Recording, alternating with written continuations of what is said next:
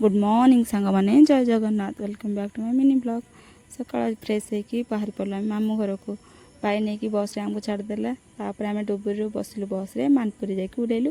मानपुर ओह्लैकि आम स्टेशन को गलु चल चलिका मु बड़ बो भाउज मो सान भाई बड़ापा बापा समस्ते मिसिक आंटी समस्ते मिसिक बाहरी गलु मो मामू घर को।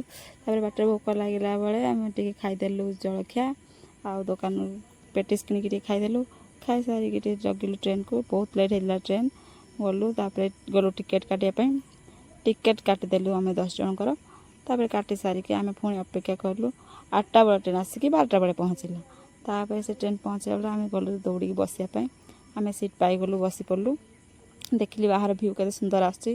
तापर आम ओढ़ेलु चोरोली स्टेशन रे ओह्लैकि मामू पठेइतिले गाड़ी तो आम गाड़ी पाक चलिक गलु। तापर पहुँच सारा गाड़ी पाखे टे भोक लगे कहला जलखिया खाईदे चलो ताकि आम जलखिया खाईदे बापा मैंने मुझे गुपचुप खाईदे खाई सारिक बाहरी पड़लु गाड़ी बसिक मामू घर जाकि पहुँची गलु।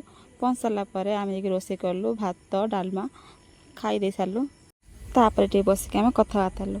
तापर बहुत टायर्ड लगी तो आम शई पड़लु। आज मिनी ब्लॉग ये देखा नेक्स्ट ब्लॉग रे बाय बाय।